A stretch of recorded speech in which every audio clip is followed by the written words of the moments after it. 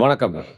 சவுக்கு சங்கர் ஏற்கனவே வந்து பார்த்தீங்கன்னா, என்னென்னலாம் வந்து நடந்துச்சு அப்படிங்கிறத ஒரு வீடியோல வந்து சொல்லியிருந்தோம். கைதாவறதுக்கான வாய்ப்பு இருக்கு அப்படிங்கிறதையும் வந்து பார்த்தீங்கன்னா, நம்ம வந்து பேசியிருந்தோம். அதற்கு அடுத்த நாள் வந்து அதற்கேத்த மாரியே வந்து கைது செய்யப்பட்டார். எந்த சூழ்நிலையில வந்து அந்த கைது நடந்துச்சு, அது மட்டும் இல்லாம நம்மளுக்கு கிடைத்த தகவல்கள் அப்படிங்கிற மாரி வந்து பார்த்தீங்கன்னா, அந்த கைது நடந்த அந்த சம்பவத்து குறித்து வந்து ஒரு காணொளியில விவரிச்சிருப்போம். அந்த காணொளிய பார்க்கல அப்படின்னா வந்து பார்த்தீங்கன்னா, முந்தா நேத்து வெளியிட்ட காணொளி நீங்க போய் பார்க்கலாம். இந்த நேரத்தில தான் வந்து பார்த்தீங்கன்னா, இன்னொரு ஒரு முக்கிய அப்டேட் வந்திருக்கு. சவுக்கு சங்கர் அவர்கள் பத்தி. புழல் சிறையில இருக்கக்கூடிய சவுக்கு சங்கர் அவர் மேல இப்போ மீண்டும் ஒரு முறை போடப்பட்டிருக்கிறது குண்டாஸ்.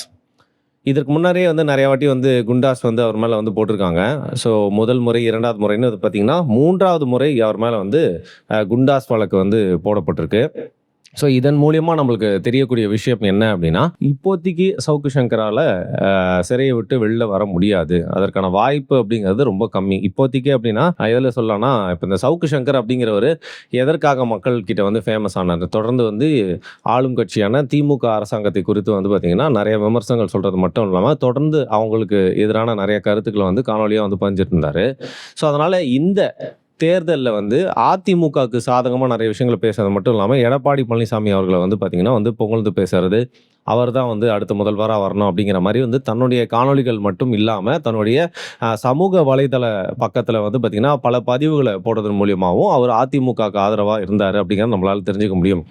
இந்த சூழ்நிலையில இன்னும் 10 நாளே தேர்தலுக்கு இருக்கிற இந்த சூழ்நிலையில சவுக்கு சங்கர் அவர்கள் தேர்தல் வந்து நடக்கிறதுக்குள்ள அவர் வெளியில வர்றது அப்படிங்கிறதுக்கான வாய்ப்பு ரொம்ப கம்மி அப்படிங்கிறது நம்மளுக்கு வந்தக்கூடிய தகவல்கள்ல இருக்கு. ஏன்னா, வேற ஏதாவது ஒரு வழக்கு அப்படின்னா கூட பரவால்ல. பிணையில வெளில வந்துரலாம். பட் இப்போ வந்து குண்டாஸ் போட்டிருக்கிறதுனால உடனே அதற்கான ப்ரொசீஜர்ஸ் வந்து பார்த்தீங்கன்னா வந்து கேரி ஓவர் ஆவாது. அப்படி ஏதாவது ஒரு அதிசயமா நடந்து வெளில வந்தா, சரி அவர் தான் ரொம்ப வந்து நெறைய பேர் கான்டாக்ட்ஸ்லாம் வச்சிருக்காரேப்பா.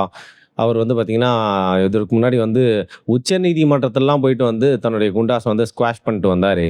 இந்த வாட்டியும் பார்த்தீங்கன்னா, அதற்கான ஏதாவது ஒரு வழி இருக்காதா? அப்படிங்கிற கேள்வி வந்து உங்க மனசுல எழலாம். அப்படின்னா கூட வந்து பார்த்தீங்கன்னா, அதற்கான சாத்தியக்கூறுகள் மிகவும் குறைவு. ஏன்னா, ஆ இதில ஒரு விஷயம் நடந்தா மேபி ஈஸியா குண்டாஸ் வந்து ஸ்குவாஷ் ஆகி அவர் வெளில வரதுக்கான வாய்ப்பு இருக்கு. அது என்ன அப்படின்னு பார்த்தீங்கன்னா, அவர் மேல போடப்பட்ட குண்டாஸ வந்து யார் போட்டாங்களோ, அவங்களே வந்து வாபஸ் பெற்று இப்போ வந்து பார்த்தீங்கன்னா, அத்தாரிட்டீஸ் தான் வந்து குண்டாஸ் அவர் மேல போட்டிருக்காங்கன்னா, அவங்களே வந்து பார்த்தீங்கன்னா, முன் வந்து வாபஸ் பெற்றா, அதன் மூலியமா வந்து அவருக்கு இது வந்து உடனே ஸ்குவாஷ் ஆகி வெளில வரதுக்கான வாய்ப்பு இருக்கு. அப்போ வந்து கோர்ட் ஒரு ரிலீஃப் குடுப்பாங்க. அப்போ அவருக்கு பிணை கிடைச்சு வெளில வந்துரலாம். அப்படிங்கிறது தான் பார்த்தீங்கன்னா, ஒரு நிதர்சனமான உண்மை. ஆனா பிராக்டிகலி அது நடக்கிறதுக்கான வாய்ப்பு அப்படிங்கிறது ரொம்ப கம்மி. அப்படிங்கிறனால இந்த சூழ்நிலையில சவுக்கு சங்கர் அவர்கள் தொடர்ந்து சிறையில அடைக்கப்பட்டிருக்காரு. அவர் கூட வந்து பார்த்தீங்கன்னா, கம்பெனிக்கு இன்னொரு சிறைவாசியும் வந்து இருக்காரு. அதாவது தனிமை சிறையில இல்லை அப்படிங்கிறது தெரியுது. அவங்களுடைய கூட கைதான அந்த தோழி இருக்காங்களா, அவங்களும் பார்த்தீங்கன்னா, பெண்கள் சிறையில வந்து அடைக்கப்பட்டிருக்காங்க. அவங்களும் பார்த்தீங்கன்னா, தனிமை சிறையில இல்லை அப்படிங்கிறது நம்மளுக்கு வந்த தகவல். ஸோ இப்போதைக்கு இந்த குண்டாஸ் வழக்குல அடைக்கப்பட்டிருக்கிற சவுக்கு சங்கர் ஏன் வந்து பார்த்தீங்கன்னா வந்து மிஸ் செய்யப்படுவார், யாருனால மிஸ் செய்யப்படுவார் அப்படின்னு பார்த்தீங்கன்னா, குறிப்பா வந்து திமுகவுக்கு எதிரா கருத்து சொல்லக்கூடிய யாரா இருந்தாலும் திமுகவுக்கு எதிரா இருக்கக்கூடிய கட்சிகள் சார்பா வந்து பார்த்தீங்கன்னா, அவருடைய காணொளிகள் வந்து மிஸ் பண்ணுவாங்க. ஏன்னா, ஒரு அதிமுகவ சார்ந்த ஒருத்தர் வந்து சொன்னாரு. இந்த தேர்தல்ல வந்து பார்த்தீங்கன்னா, சவுக்கு சங்கர் ஸ்டார் கேம்பெயினரா இருந்திருக்க வேண்டியவரு. நான் கேட்டேன், "என்னங்க ஸ்டார் கேம்பெயினரா? அவரு வந்து YouTubeல அவரு பார்த்தீங்கன்னா, வியூஸ்லாம் போகும். அவரோட சேனல்ல உட்காந்து பேசுவாரு. பட் அதை தாண்டி எப்படி ஒரு ஸ்டார் கேம்பெயினரா சொல்றீங்கன்னா?" அட நீங்க வேறங்க. களத்திலேயே போயிட்டு அதிமுகவுக்கு வந்து பார்த்தீங்கன்னா, அவர் வந்து நெறைய இடத்துல வாக்கு சேகரிக்கிறது மட்டும் இல்லாம, பிரச்சாரத்துக்கும் போறதுக்கான வாய்ப்பெல்லாம் இருந்தது. அந்த மாரி ஒரு ப்ராஸ்பெக்ட்ட தான் வந்து பார்த்தீங்கன்னா, அந்த கட்சியிலயும் வந்து அவருக்கு பேக் பண்ணி, அந்த மாரி ஒரு ஒரு சிச்சுவேஷன் தான் ஏற்படுத்தி குடுத்ததுக்காக வந்து இருந்தாங்க. குறிப்பா அது டிசம்பர்ல எப்போ அவர் வந்து சிறையிலேருந்து வெளில வந்தாரோ, அதற்கு மேல அவர் தொடர்ந்து வந்து அவர் என்னங்க, இப்ப திமுகவுக்கு எதிரா தானே அவர் பேசணும். குறிப்பா ஸ்டாலின் அவர்களுக்கு எதிரா தானே வந்து பேசணும்.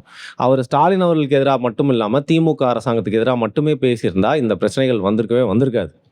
ஆனா, அவர் தொடர்ந்து வந்து அதிகாரிகளை குறித்து வந்து தொடர்ந்து பேசினதுனால தான் வந்து பார்த்தீங்கன்னா, மீண்டும் மீண்டும் சிக்கல் வந்தது. அது மட்டும் இல்லாம அவர் எந்தெந்த கண்டிஷன்ல வந்தாரோ, அந்த கண்டிஷன அவரே மீறிட்டாரு.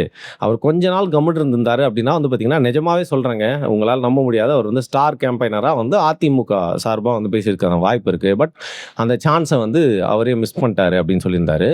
ஸோ, இதில நம்மளுக்கு வெளில இருந்து பார்க்குறப்போ என்ன தெரிஞ்சது அப்படின்னா வந்து, ஆமா அந்த பிணையில வந்து மெடிக்கல் ரீசன்ஸ்க்காக வெளில வந்தவரு தொடர்ந்து வந்து பார்த்தீங்கன்னா, என்னென்ன கண்டிஷனுக்காக வெளில வந்தாரோ, அத வந்து ஃபாலோ பண்ணியிருக்கணும். பட் தொடர்ந்து நெறைய காணொளிகள் பேசினது மட்டும் இல்லாம, அந்த காணொளிகள்ல அதிகாரிகளை குறித்து நெறைய பேசினதுனால வந்து பார்த்தீங்கன்னா, அத்தாரிட்டீஸ் யாரெல்லாம் வந்து இன்சார்ஜ் இருந்தாங்களோ, அவங்கலாம் வந்து நடவடிக்கை எடுத்துட்டாங்க அப்படின்னு தான் வந்து சொன்னோம். இன்னொரு தரப்புல என்ன சொன்னாங்க அப்படின்னா, ஏங்க மாட்னாரு. இன்னும் 2 நாள் கொஞ்சம் எப்படியாவது வந்து தப்பிச்சிருந்தாரு அப்படின்னா வந்து, இந்நேரம் வந்து உள்ள இருந்திருக்க மாட்டாரு. ஏன் அப்படி சொல்றீங்க அப்படின்னா, இன்னைக்கு நம்ப இந்த காணொளி வந்து வெளியிட்டிருக்கிற இந்த நேரத்தில வந்து பார்த்தீங்கன்னா, ஏற்கனவே பொறுப்புல இருந்த அதிகாரிகள்லாம் வந்து மாற்றப்பட்டிருக்காங்க. ஒவ்வொருத்தரா மாறி வந்து, இவர் யாருடைய பெயர்லாம் அதிக வாட்டி வந்து உச்சரிச்சுட்டு இருந்தாரோ, யாரெல்லாம் பத்தி தொடர்ந்து பேசிட்டு இருந்தாரோ, அவங்கலாம் கூட வந்து மாறி இப்போ புது அதிகாரிகள் வந்து பொறுப்புக்கு வந்திருக்காங்க. ஸோ இவரு அவங்களெல்லாம் பத்தி பேசினாரு, தேடிட்டு இருந்தாங்க. ஓகே. தொடர்ந்து எங்க இருந்தோ வந்து அந்த பதிவுகள போடாம, முடிஞ்சா என்ன தூக்கி பாருன்னு சொல்லாம, அமித்ஷாவோட கட்டுப்பாட்டுல ஆதரவோட இருக்கேன், அவரோட பாதுகாப்புல இருக்கேன் அப்படின்லாம் சொல்லாம, முடிஞ்சா என்ன புடிச்சு பாருங்கன்னு தமிழக காவல்துறை வந்து சவால் விடாம இருந்திருந்தாருன்னா கூட தப்பிச்சிருப்பாருங்க. பாருங்க, இப்போ யாரெல்லாம் பொறுப்புல இருந்தாங்களோ, அவங்களெல்லாம் நீக்கிட்டு புது ஆட்கள போட்டுருக்காங்க. இந்த நேரம் கூட வந்து அவருக்கு வந்து ஒரு ரிலீஃப் கிடைச்சிருக்கும். பட் ஆனா கடைசியில அதிகாரிகள் மாற்றப்படுறதுக்கு 2 நாளைக்கு முன்னாடி வந்து அவர வந்து தூக்கியிருக்காங்க. ஸோ அவருடைய தவறு தான் இது அப்படிங்கிற மாரி இன்னொருத்தர் அவருடைய கருத்தா வந்து சொல்லியிருந்தாரு. ஸோ எது எப்படியோ இப்போ வந்து பார்த்தீங்கன்னா, உடனே வெளியில வர முடியாது அப்படிங்கிறது வந்து தெரியுது. இந்த சூழ்நிலையில யாரெல்லாம் வந்து இவருக்காக வந்து ரூட் பண்ணிட்டு இருந்தாங்களோ, அவங்களும் பார்த்தீங்கன்னா வந்து அவர பத்தி வந்து பெருசா வந்து பேசுறதில்ல. அண்ட் யாரெல்லாம் வந்து பார்த்தீங்கன்னா, தொடர்ந்து இவர் கைதாகணும் அப்படின்னு நெனைச்சாங்களோ, அவங்களுக்கு வந்து சந்தோஷம். தொடர்ந்து அவங்கவங்க சேனல்ல வந்து காணொளிகள வந்து பதிஞ்சிட்டு இருக்காங்க. நம்ம எல்லா வாட்டியும் வந்து இவர ஒரு இஷ்யூவா, இல்ல இவர ஒரு டாபிக்கா எடுத்து பேசும்போது சொல்லக்கூடிய ஒரே விஷயம் தான். இது எல்லாமே வந்து நடக்குது. அப்பப்போ மெயின் ஸ்ட்ரீம் மீடியம்ஸ் வந்து கவர் பண்ணுவாங்க.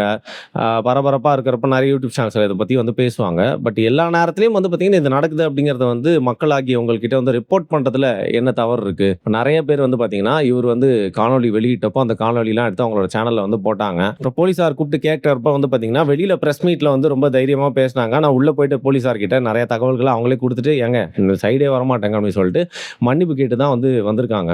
ஸோ அந்த மாரி வந்து பார்த்தீங்கன்னா, எக்ஸ்ட்ரீமா நம்ம எதுவுமே வந்து பண்ணதில்ல. தொடர்ந்து இந்த கேஸ்ல என்ன நடக்குது அப்படிங்கிற அப்டேட் மாரி வந்து பார்த்தீங்கன்னா, ஒரு ரிப்போர்ட்டிங். ஒரு சாதாரண ஒரு நியூஸ் சேனல்லயோ, இல்ல ஒரு செய்தித்தாள்லயோ ஒரு நடந்துச்சு அப்படின்னு சொல்ற மாரி வந்து பார்த்தீங்கன்னா, இதெல்லாம் நடந்துச்சு அப்படிங்கிறத உங்ககிட்ட சொல்லணும் அப்படிங்கிறதுக்காக தான் சவுக்கு சங்கர் அவர் மேல வந்து குண்டாஸ் போட்டிருக்காங்க.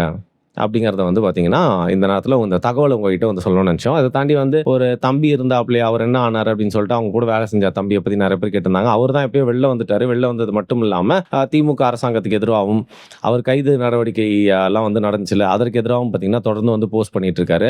அதுவும் குறிப்பா அவரோட எக்ஸ் தளத்தில அவர் சொன்ன தகவல் என்ன அப்படின்னு பார்த்தீங்கன்னா வந்து, இவங்க சொல்ற மாரி ரொம்ப கஷ்டப்பட்டுலாம் வந்து சவுக்கு அவர்கள பிடிக்கல.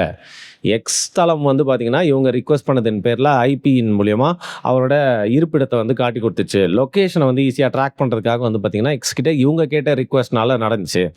அப்படிதான் வந்து போய் புடிச்சாங்க அப்படிங்கிற மாரி இவங்க கூட சேர்ந்து வேலை செஞ்சுட்டு, அதுக்கப்புறம் இவங்க கூடவே சேர்ந்து கைதான ஒரு தம்பியும் வந்து பார்த்தீங்கன்னா, அவர் வெளில வந்து இந்த விஷயங்கள்லாம் சொல்லியிருந்தாரு.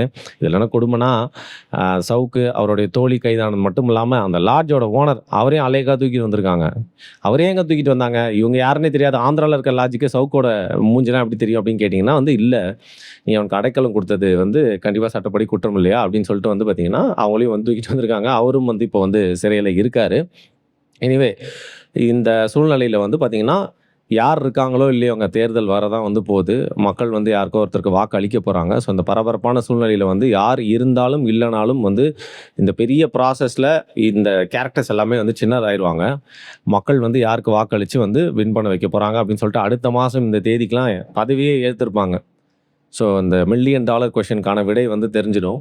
வித்தியாசமான ஒரு தேர்தல் இது அப்படிங்கிறதுனால, யார் பிரச்சாரம் பண்ணாலும், யார் யூடியூப் வீடியோஸ் பண்ணாலும் வந்து பார்த்தீங்கன்னா வந்து, மக்கள் என்ன முடிவு எடுக்கிறாங்க அப்படிங்கிறத பொறுத்திருந்து தான் பார்க்கணும். மிக்க நன்றி.